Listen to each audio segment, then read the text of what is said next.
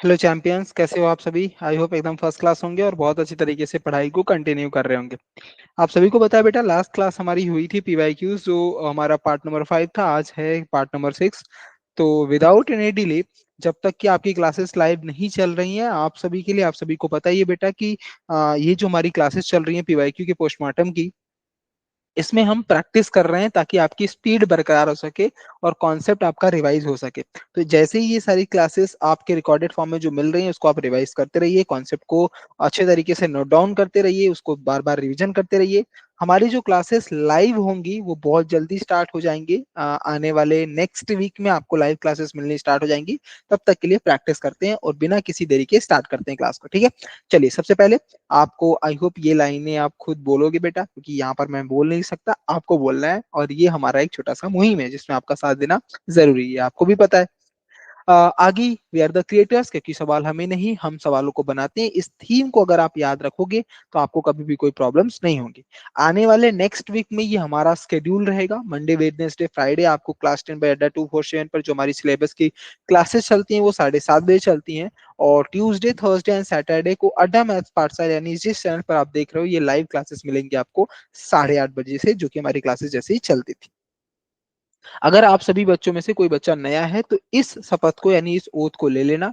यहाँ पर आप अपना नाम और जिस दिन से आपने अड्डा 24/7 यानी हमारे साथ जुड़े हो, उस क्लासेस से जुड़े हो, वहां पर उसके डेट, और यहाँ पर आप अपना सिग्नेचर दे करके आप मुझे इंस्टाग्राम या फिर मुझे टेलीग्राम पर फॉलो करके भेज सकते हो। ये है मेरा Telegram ID, maths by Anand sir करके। इस यहाँ पर जाकर के फॉलो कर लीजिए। क्लासेस की पीडीएफ, क्लासेस की अपडेट, कुछ भी डिस्कस करना हो, आप यहाँ पर आपको मिल जाएगा। वहीं दूसरी तरफ, अगर आपको मुझसे बात करनी है तो आनंद विश्वकर्मा 3962 ये मेरे इंस्टाग्राम आईडी है, यहाँ पर आप मुझे फॉलो कर सकते हो। कुछ भी दिक्कतें रहती हैं आप मुझे पूछ सकते हो। चलिए, आपके सामने कुछ क्वेश्चंस आएंगे एमसीक्यूज के फॉर्म में, और आपको टैकल करना है, आपको सॉल्व करना है। चलें स्टार्ट करें बेटा। तो चलिए, पहला क्वेश्चन आपके सामने आ चुका है। If the LCM of a and 18 is 36 and the HCF of a and 18 is 2, then a की वैल्यू। आपको ध्यान में रखना बेटा, आपके लिए केवल 15 से 20 सेकंड का टाइमर मिलेगा। आपको उसमें सॉल्व भी करना है, और जैसे जैसे आपका आंसर आता जाता है, आप कमेंट बॉक्स में, क्योंकि ये रिकॉर्डेड फॉर्म में वीडियो आपको दी जा रही है, तो आपको कमेंट में आंसर बताने हैं कि पहले का आंसर क्या था, दूसरे का आंसर क्या था, तीसरे का आंसर क्या था। लेट्स सी, क्लास खत्म होने के बाद आपके सारे सवाल सही होते हैं कि नहीं। आइए चलते हैं क्लास पर। तो हमारी पहला क्वेश्चन ये कह रहा है कि आपके पास एलसीएम ऑफ 18 ए और 18 का 36। आपने पढ़ा है बेटा, क्या फॉर्मूला होता है? एलसीएम इंटू एच सी एफ बराबर क्या होता है बेटा? ए इंटू बी, यानी product of numbers equals to HCF और एलसीएम का प्रोडक्ट। एलसीएम आपके सामने दे रखा है 36, एचसीएफ आपके सामने दे रखा है 2, और आपके दो नंबर हैं ए और कौन सा है बेटा? 18 है। बस 18 से कट करो, 18 टू जा, तो ए की वैल्यू क्या आ जाएगी? 4। यानी ऑप्शन आपका कौन सा सही होगा बेटा? Option number D is the correct answer. तो पहले का आंसर क्या हो जाएगा? D is the correct answer. Clear हो गया? सिंपल सा बेसिक सा फॉर्मूला है, अगर फॉर्मूला पता है तो आप विद इन सेकेंड आंसर निकाल सकते हैं। चलिए, बिना किसी देरी के अगले क्वेश्चन पर चलते हैं। आपके सामने 10 सेकंड का टाइमर चलेगा, बट दिखेगा नहीं बेटा, मैं यहाँ पर मोबाइल में देख रहा हूँ, आप भी अपना टाइमर साथ में लो। 10 सेकंड के अंदर आंसर बताओ। The sum of exponents of prime factors in the prime factorization of 196 is। आपको बताना है कि 196 का अगर आप प्राइम फैक्टराइजेशन करते हो तो उसके प्राइम फैक्टर का जो एक्सपोनेंट आएगा, उस एक्सपोनेंट का सम कितना होगा। This is the most most important question जो आपके बोर्ड में हर बार पूछे जाते हैं बेटा। तो यहाँ पर लिखा है the sum of exponent of prime factors of the prime factorisation 196। तो सबसे पहले आप 196 का ना प्राइम फैक्टराइजेशन कर लो बेटा। तो 196 का अगर प्राइम फैक्टराइजेशन कर लोगे तो 2 से करोगे, 2 9 जा, 2 8 जा, फिर 2 से करोगे, 2 4 जा, 2 9 जा, फिर से 7 से करोगे, 7 7 जा, एंड 7 1 जा। तो आपके जो प्राइम फैक्टर बन रहे हैं बेटा, 2 के पावर 2 इंटू 7 के पावर 2, क्योंकि दो दो बार आया है और 7 भी दो बार आया है, तो आपके सामने ऐसे नजर आ रहे हैं 2 के पावर 2 इंटू 7 के पावर 2 का। ठीक है, डन, समझ में आ गया। तो जिसके जो एक्सपोनेंट है, एक्सपोनेंट कौन होता है बेटा? ये हमारा बेस होता है, और ये भी हमारा बेस होता है। ये दोनों क्या होते हैं? ये दोनों हमारे पावर होते हैं। पावर कह लो, एक्सपोनेंट कह लो, पावर कह लो, एक्सपोनेंट कह लो, या फिर आपका कोई भी टर्म्स जो होता है। तो पावर और एक्सपोनेंट दोनों का चीजें पूछ रहा है। तो देखो बेटा, ये पावर हो गया, एक्सपोनेंट हो गया, ये डिग्री, तीनों का नाम सेम ही है। तो 2 + 2 यानी इसका आंसर आ रहा है 4। तो इसका भी आंसर 4 आया है, तो ऑप्शंस क्या हो जाएंगे आपके, option number B is the correct answer. Clear. Basically यहाँ पर ना दो तीन तरीके से क्वेश्चन बनते हैं बेटा। पहला कि आपको पता है फर्स्ट वन कि आप पहले इसका प्राइम फैक्टराइजेशन करोगे, कभी कभी एक्सपोनेंट का सम पूछता है, कभी प्रोडक्ट पूछता है, कभी कभी एक्सपोनेंट मिसिंग कर देगा। यहाँ पर मान लो ए दे दिया और इस ए की वैल्यू पूछ लेगा, तो कंडीशंस जैसी भी हो सारे के सारे स्टेप सेम होते हैं और इसी तरीके से आप क्वेश्चंस को सॉल्व करते हो। ठीक है, क्लियर हो गया बेटा, ये पॉइंट्स क्लियर हो गए, डन। चलिए अगले क्वेश्चन पर चलते हैं। This is the most important question, chapter 1 से हर बार पूछा जाता है, चाहे वो बोर्ड की बात हो चाहे आपके प्री बोर्ड में, ये क्वेश्चंस डेफिनेटली आते हैं बेटा। और इसकी ट्रिक्स जो है ना वो मैंने आपको बता दी है कि जब भी ग्रेटेस्ट नंबर आपके सामने आता है, जब भी ग्रेटेस्ट नंबर आता है तो आप क्या निकालते हो बेटा, एलसीएम की एचसीएफ। सर एचसीएफ हम निकालते हैं, क्या निकालते हैं, हाईएस्ट कॉमन फैक्टर्स निकालते हैं। लेकिन उस केस में अगर रिमाइंडर दे दिया जाए, अगर रिमाइंडर दे दिया जाए तो फर्स्ट आपको रिमाइंडर को इस गिवन नंबर में से माइनस करना पड़ता है, then after that you have to take the HCF. ठीक है, तो सबसे पहले क्या करना होगा बच्चा, सबसे पहले इस रिमाइंडर को इस नंबर से माइनस करो। तो -2 यहां पे किया, -3 यहां से किया, यहां पर आ जाएगा 28, यहां पर आ जाएगा 77। अब आपके सामने आ चुका है बेटा। अब इन दोनों का एचसीएफ निकाल दो। तो आपको करना है एच सी एफ ब्रैकेट में 28 इन 77, इसका फाइनल आंसर आपको बताना है। तो 28 का जब आप प्राइम फैक्टराइजेशन करोगे बेटा तो 2 into 2 into 7 आ जाएगा, और 77 का प्राइम फैक्टराइजेशन होता है बेटा 7 into 11 होता है। तो दोनों में कॉमन तो केवल एक नंबर है, वो कौन सा है, वो है आपका 7। तो जो कॉमन हुआ वही आपका एचसीएफ बना, तो इसका जो एचसीएफ होगा वो 7, यानी option number B is the correct answer. ठीक है, समझ में आ रही है चीजें, क्लियर हो रहा है बेटा। देखो ये जो भी क्वेश्चंस मैं आपको करा रहा हूं ये ऐसे सवाल हैं बेटा जो हर बार रिपीट होते हैं, चाहे आपके प्री बोर्ड हो जाए, चाहे आपके बोर्ड हो जाए, चाहे आप स्टैंडर्ड मैथ्स लिए हो, बेसिक मैथ्स ऑप्ट किए हो, किसी भी केस में किसी भी सिनारियो में ये वो सवाल है बेटा जो हर साल 100% नहीं 150% बेटा ये रिपीट होते ही होते हैं। तो अगर इनके कॉन्सेप्ट अगर आप भूल रहे हो तो जरूरत नीड आपको ये है बेटा कि सबसे पहले कॉन्सेप्ट अच्छे से पढ़ो।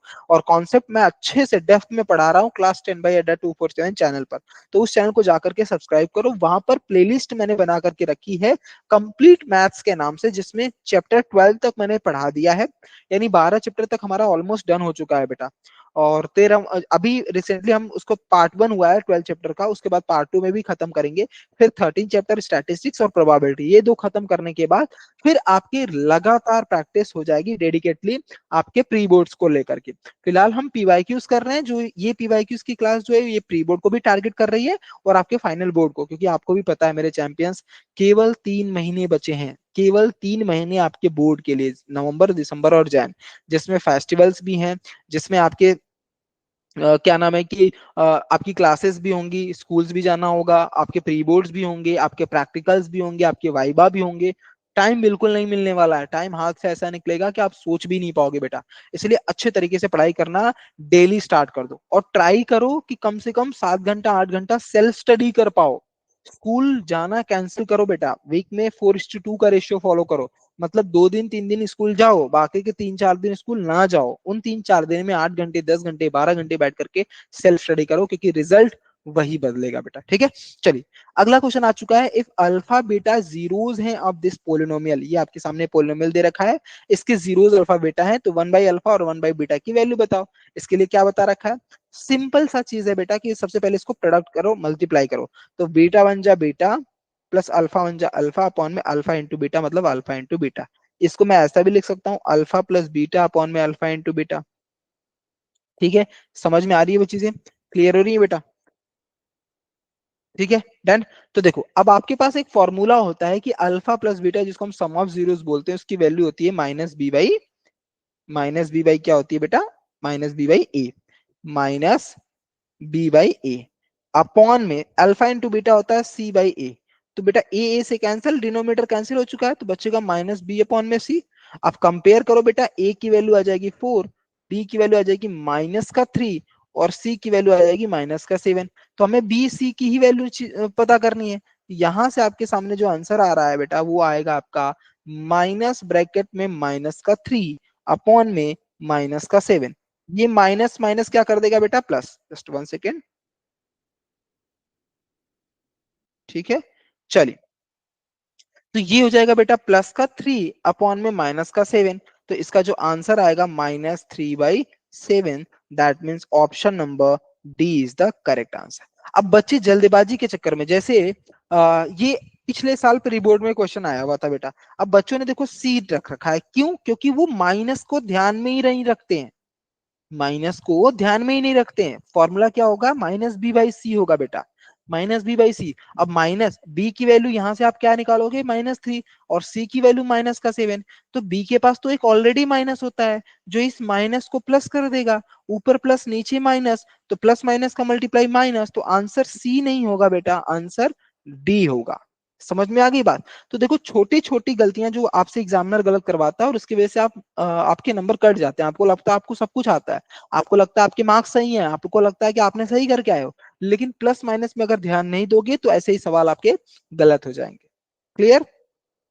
चलिए, अगले क्वेश्चन पर आते हैं, और ये क्वेश्चन बहुत इंपॉर्टेंट है। Perimeter of sector of radius 10 centimetre is 40 centimetre, then the area of sector आपसे पूछा है। यानी आपके सामने पेरीमीटर ऑफ सेक्टर दे रखा है, कितना है बेटा, 40। आपके सामने रेडियस दे रखा है 10, और आपसे एरिया ऑफ सेक्टर पूछ रखा है। 10 सेकंड देता हूं, ट्राई कीजिए। फॉर्मूला क्या होता है एरिया ऑफ सेक्टर का? एरिया ऑफ सेक्टर जो होता है उसका जो फॉर्मूला होता है बेटा, वो होता है, जब कभी भी, मैंने आपको 2-3 फॉर्मूले पढ़ा रखे हैं बेटा, कि जब हमारे पास पेरीमीटर ऑफ सेक्टर दे रखा हो तो सबसे पहले पेरीमीटर ऑफ सेक्टर का फॉर्मूला निकालते हैं।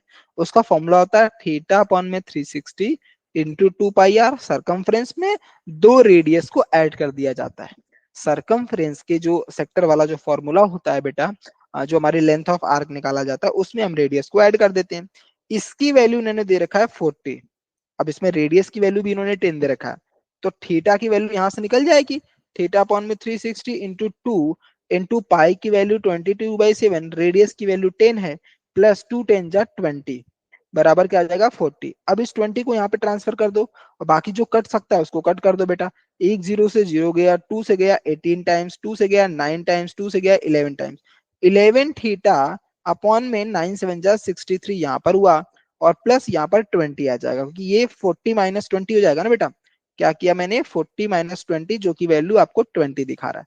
थोड़ा सा उल्टा पुल्टा लिखेगा बेटा, क्योंकि आपको पता है अभी मैं रिसेंटली ऑफिस नहीं हूँ, बट आपकी प्रैक्टिस ना रुके इसके लिए मैं वर्क होम टाउन, अपना जो होम टाउन है बेटा, वहीं से मैं आपकी क्लासेस ले रहा हूँ, सो दैट आपकी प्रैक्टिस ना रुके, क्योंकि आपके प्री बोर्ड बहुत नजदीक है। ये आपको समझना पड़ेगा बेटा।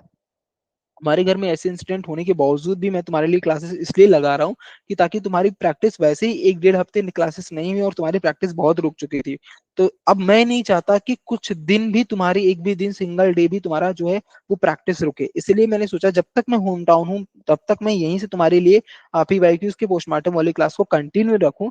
बाकी जैसे ही मैं आ जाता हूँ इस वीक में, मतलब नेक्स्ट वीक में आपको क्लासेस लाइव मिलनी स्टार्ट हो जाएंगी, कि मैं नेक्स्ट वीक में आपके पास आ जाऊंगा बेटा ऑफिस में, और आपके लिए क्लासेस जो भी होंगी सिलेबस वाली या फिर आपके पीवाईक्यूज की, वो लाइव आपको डिजिटल बोर्ड वाली क्लासेस मिलना स्टार्ट हो जाएंगी। फिलहाल अभी के लिए थोड़ा सा एडजस्ट कर लो और पढ़ाई करते रहो, ठीक है? तो अब बेटा जब इसको मल्टीप्लाई करोगे तो यहाँ पर क्या आ जाएगा, 11 थीटा बराबर 63, 2 3 जा 6, 2 6 जा 12, इतना आ चुका है बेटा। तो थीटा की वैल्यू आ रही है 1260 डिवाइड बाई 11। एक बार चेक कर लेंगे। तो थीटा अपॉन में 360 into 2 pi R into 2 plus, क्योंकि पेरीमीटर ऑफ सेक्टर का फॉर्मूला ये होता है। इसकी वैल्यू 40 दे रखा है, तो अब हमने क्या रखा कि रेडियस की वैल्यू 10 दे रखा है ना, रेडियस दे रखा है, रेडियस 10 सेंटीमीटर दे रखा है, तो 0 0 से गया, फिर 2 से हमने किट किया 18 टाइम्स, फिर 2 से करेंगे 9 टाइम्स, और यहाँ पर आ जाएगा 2 11 टाइम्स 22। तो 11 का मल्टीप्लाई थीटा में, और 7 9 7 जा 63, इस 20 को हमने यहाँ पे ट्रांसफर करके माइनस कर दिया है। मल्टीप्लाई करने पर थीटा की वैल्यू हमारे पास ये आ चुकी है, ठीक है? अब एरिया ऑफ सेक्टर का फॉर्मूला क्या होता है? एरिया ऑफ सेक्टर का फॉर्मूला होता है थीटा अपॉन में 360 इंटू पाई आर स्क्वायर। यही होता है ना एरिया ऑफ सेक्टर का फॉर्मूला, सिंपल सा बेसिक सा है। तो थीटा की वैल्यू हमने निकाला है 1260 अपॉन में 11, और उसके नीचे 360 इंटू पाई की वैल्यू 22/7 इंटू रेडियस है 10 इंटू 10। तो हम ऐसा कर सकते हैं बेटा कि ये जो 11 है ये नीचे चला आएगा, यानी मैं इसको लिख सकता हूँ 1260 अपॉन में 11 इंटू 360 इंटू 22/7 इंटू 10 या 100 लिख सकता हूँ। तो 1 0 0 से गया, 11 से कट करेंगे 2 टाइम्स हो जाएगा। ठीक है, फिर उसके बाद अगर मैं 6 से कट करूँ, 6 6 जा 6 2 जा 6 1 जा हो जाएगा। 7 से कट करोगे बेटा 3 टाइम्स, 3 से कट करोगे बेटा 2 टाइम्स, 2 से कट करोगे बेटा 1 टाइम्स। तो बचेगा क्या? 100। तो आपका जो आंसर आ रहा है एरिया ऑफ सेक्टर का, वो है बेटा, आंसर आएगा 100 सेंटीमीटर स्क्वायर। बेसिक सा है फंडा, बस अगर आपके पास फॉर्मूला पता होगा, कॉन्सेप्ट की क्लियरिटी होगी, तो आप क्वेश्चन को विद इन सेकंड यानी एक विद इन मिनट, 1 मिनट के अंदर अंदर कैसे भी सवाल होंगे आप उसको निपटा सकते हो बेटा। जब आपके पास फॉर्मूला ही नहीं पता होगा तो आप क्वेश्चंस को गलत करके ही आओगे। समझ में आ गया? क्लियर हो गई सारी चीजें? ये पूरा कॉन्सेप्ट क्लियर हो गया? कटपिट कैसे किया, सब चीजें ना डन। चलिए अगले क्वेश्चन पर चलते हैं, इसको देखिए। This is the most important, ऐसे भी सवाल आपके सामने देखने को मिलेंगे बोर्ड एग्जाम में। The roots of 9x² plus 6x plus 1 बराबर 0 है। अब इस वाले केस में ना, इस रूट्स के बारे में जो पूछा जा रहा है, इस रूट्स को यानी 9x² प्लस 6x प्लस 1 बराबर 0 का जो रूट्स है बेटा, इसको पहचानने का तरीका मैंने बताया था कि जब भी रूट्स पूछे मतलब दैट मींस आपको ये समझना है कि वो नेचर पूछ रहा है, नेचर ऑफ रूट्स। और नेचर ऑफ रूट्स के लिए मैंने एक ही चीज बता रखी है, डिस्क्रिमिनेंट निकालना, मतलब डी की वैल्यू निकालना कि डी की वैल्यू क्या बन रही है, उसी से हम क्वेश्चंस को सॉल्व कर सकते हैं। तो ए की वैल्यू यहाँ से 9 हो जाएगी, बी की वैल्यू 6 और सी की वैल्यू 1। वैल्यू को पुट कर दो। 6 का square minus 4 into 9 into 1, that means 36 minus 36, जो कि वैल्यू को जीरो कर देगा। यानी जो आपकी डी की वैल्यू होगा बेटा, वो आपका जीरो बनेगा। और डी की वैल्यू जीरो होते ही आपका डिस्क्रिमिनेंट जीरो बनेगा। और डिस्क्रिमिनेंट जीरो तब होता है जब आपका इक्वल बनता है। क्या बनता है बेटा? इक्वल। यानी जब डी की वैल्यू जीरो हो जाए तो डी की वैल्यू इक्वल बनती है, बट क्या बनेगी? रियल एंड इक्वल बनती है। और रियल में दोनों आते हैं, कौन कौन से? रैशनल भी आते हैं और इरेशनल भी आते हैं। देखो ये दोनों तो होंगे नहीं बेटा। अब ऑप्शन है हमारे पास, या तो ए होगा या तो क्या होगा? बी होगा। या तो इरेशनल का इक्वल होगा या रैशनल का इक्वल होगा। तो इसके लिए मैंने आपको पास केस समझा दिया, एक केस बता रखा है क्या, कि जब भी ऐसे सवाल आए आप ये चेक करो कि अगर डी की वैल्यू एक परफेक्ट स्क्वायर आ रही है, डी की वैल्यू एक परफेक्ट स्क्वायर आ रहा है बेटा, यानी जैसे 1 हो गया, 4 हो गया, उसके बाद 16 हो गया, 9 हो गया, 25, ये हमारा एक परफेक्ट स्क्वायर है। ये एक हमारा परफेक्ट स्क्वायर होता है। तो जब भी वैल्यू परफेक्ट स्क्वायर होती है तो वो हमारा रैशनल होता है। क्या होता है बेटा? रैशनल होता है। बट अगर परफेक्ट स्क्वायर ना हो तो वो हमारा इरेशनल होता है। क्या होता है बेटा? इरेशनल होता है। तो जीरो कभी भी, जीरो का स्क्वायर करो तो भी जीरो आएगा, जीरो का स्क्वायर रूट निकालोगे तो भी जीरो आएगा बेटा। यही होता है। तो ये जिसका स्क्वायर रूट निकल जाता है वो हमारे लिए रैशनल का काम करता है। इसीलिए ये जो क्वेश्चन होगा ये हमारा रैशनल बनेगा। दूसरा सिनारियो भी मैंने बता रखा है क्या, कि आप minus b plus minus root में b square minus 4ac upon में 2a के कॉन्सेप्ट से सॉल्व कर सकते हो। वैल्यू को पुट करके देखो, अगर रूट में बच रहा है आंसर तो आपका जो आंसर आएगा वो आपका इरेशनल होगा। रूट में वैल्यू नहीं आ रहा है तो वो बन जाएगा आपका रैशनल। तो माइनस बी की वैल्यू है 6 प्लस माइनस, अब बी स्क्वायर माइनस 4ac की वैल्यू तुमने निकाल रखी है 0 अपॉन में 2 इंटू 9, तो यानी यहां पर हो जाएगा -6। अब ये वैल्यू तो पूरी खत्म हो जाएगी क्योंकि जीरो की वैल्यू तो जीरो ही होती है, चाहे रूट निकालो चाहे स्क्वायर। तो यहाँ पर 18 हो रहा है, यानी -1/3 आ रहा है, जो कि एक रैशनल को दिखाता है, इरेशनल को नहीं। इसीलिए ऑप्शन बी जो होगा बेटा वो हमारा आंसर करेक्ट माना जाएगा। ठीक है, समझ में आ गया? This is the most important concept, इसको आपको समझना पड़ेगा। चलिए अगला क्वेश्चन है, if the roots of ax² plus bx plus c बराबर 0 are equal in magnitude but opposite in sign. मैंने आपको पढ़ाया था लास्ट क्लास, कल ही क्लास में पढ़ाया था बेटा, कल वाली क्लास में मतलब प्रीवियस वाली क्लास में, कि जब भी मैग्नीट्यूड सेम और अपोजिट साइन हो तो हम हमेशा याद रखते हैं कि b बराबर आपका 0 बनता है, मतलब ऑप्शन बी। ये तो डायरेक्ट क्वेश्चन देखते ही सॉल्व हो जाता है क्योंकि ये तरीका मैंने बताया था। इसका दूसरा नाम क्या होता है बेटा? इसका दूसरा नाम होता है नेगेटिव टू ईच अदर। अगर एक दूसरे का नेगेटिव है तो ये क्या बन जाएगा? b इक्वल्स टू 0, या फिर मैग्नीट्यूड सेम या अपोजिट साइन में भी आएगा तो चीजें क्लियर हो जाएंगी। ठीक है, चलिए अगले क्वेश्चन पर आते हैं। यहां पर पूछ रखा है जीरोस बताना है आपको, एफ एक्स बराबर एक्स स्क्वायर माइनस 2x का। इसका आंसर बताइए। तो चेक करते हैं बेटा, एक्स स्क्वायर माइनस 2x, इसको जीरोस करना होगा तो हमें p ऑफ x की वैल्यू 0 पुट करना पड़ेगा, यानी x की को कंपैरिजन करके जीरो से आंसर निकालना पड़ेगा, यानी x square minus two x बराबर जीरो रखेंगे तो एक्स कॉमन लेते ही एक्स माइनस टू बराबर जीरो, तो भैया एक बार एक्स की वैल्यू जीरो हो जाएगी और दूसरा एक्स बराबर टू आ जाएगी, यानी इसके भी दो आंसर आएंगे, जीरो और two, that is option number C is the correct answer. ये तो बहुत इजी क्वेश्चन था, आई होप आप सभी ने इस क्वेश्चन को सॉल्व कर लिया होगा अच्छे से। ठीक है, क्लियर हो गया, डन। चलिए अगले क्वेश्चन पर। चलिए नेक्स्ट क्वेश्चन आपके सामने आ चुका है। This is the most important questions. ऐसे भी क्वेश्चंस आते हैं जो आपको डायरेक्टली एक नंबर के लिए आपकी प्री बोर्ड में भी, और ये बेटा ये प्री बोर्ड का ही क्वेश्चन है, पिछले साल प्री बोर्ड का ही ये क्वेश्चन है, ऐसे सवाल आपके सामने आते हैं, और लास्ट क्लास में भी मैंने ऐसे क्वेश्चन करवाया था बेटा, एग्जैक्टली सेम ऐसा ही था, बस वैल्यू चेंज थी वहां पर। आइए, अब आपको पता है बेटा कि थीटा के सामने वाली वैल्यू जो होती है वो हमारा परपेंडिकुलर होता है, और ये वाली वैल्यू हमारा बेस बन जाएगी, और ये वाली वैल्यू जो हाइपोटेनियस होती है मतलब 90 डिग्री के, वो हमारा हाइपोटेनियस के सामने हो जाती है। तो आपने कंडीशन पढ़ रखा है कि हमसे 80 की वैल्यू पूछ रखा है, मतलब 80 हमारा बेस पूछ रहा है। जब भी बेस और हाइपोटेनियस की बात होती है तो वो दिखाता है कॉस थीटा को।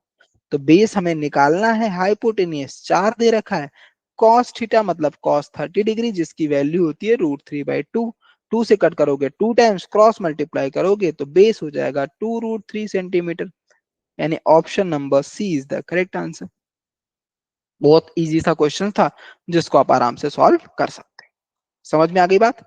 तो ये रहा आज की क्लास का, छोटी क्लास ही हुआ करेंगे ताकि आपकी प्रैक्टिस 9 10 सवाल, जो भी सवाल थे 10 10 सवाल हम लोग अप्रोक्स में कर रहे हैं बेटा।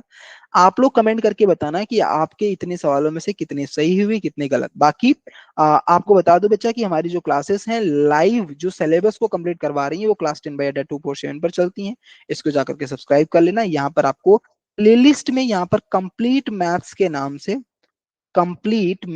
नाम से एक फोल्डर बना होगा, एक प्लेलिस्ट बनी होगी, वहां पर आपको पूरी की पूरी मैथ्स जो भी 12 चैप्टर तक मैंने पढ़ाया उसको जाकर के डिटेल में डेप्थ में फ्री ऑफ कॉस्ट में ऐसा पढ़ाया बेटा कि जो किसी पेड क्लास में भी नहीं पढ़ाया जाता, उसको जाकर के देख लीजिए, आप वहां से सीख लीजिए। और प्रैक्टिस करने के लिए इस चैनल पर आ जाया करिए, अड्डा मैथ्स पाठशाला पर, और इस चैनल पर नए हो तो चैनल को सब्सक्राइब करना भी मत भूलना। साथ में अगर आपके कोई छोटे भाई बहन है जो क्लास 9/2 पर, तो वहां पर भी क्लास 9 की क्लासेस चलती हैं, आप उनको भी फॉलो कर सकते हो, उनको शेयर कर सकते हो बेटा। ठीक है, बाकी दो चीजें, क्लास की पीडीएफ जो रहेगी वो टेलीग्राम पर दे दी जाएगी, टेलीग्राम का लिंक डिस्क्रिप्शन में है बच्चा, वहां से आप देख सकते हो।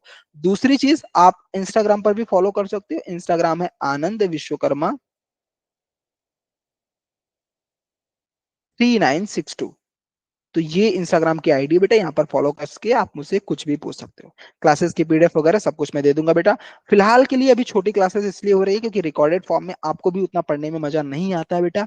बहुत जल्दी ट्राई करेंगे हम लाइव क्लास लेकर के, ताकि बस ये क्लासेस इसलिए दे रहा हूँ ताकि आपकी कंसिस्टेंसी बनी रहे, आपकी प्रैक्टिस बनी रहे, आप इसको लगातार प्रैक्टिस करते रहो, अच्छे अच्छे सवालों को प्रैक्टिस करते रहो, क्वेश्चंस को लगाते रहो, और हाँ बेटा अपनी सेल्फ स्टडी को बढ़ाते रहो। दूसरी चीज कि PYQs लगाना मत भूलना, क्योंकि वहीं से आपके स्कोर बढ़ेंगे। ठीक है, चलो मिलते हैं अगली क्लास में, तब तक के लिए ख्याल रखिए अपना, अपने पेरेंट्स का भी। Bye bye, take care, God bless you, जय हिंद मेरे चैंपियंस, बाय बाय, जय हिंद।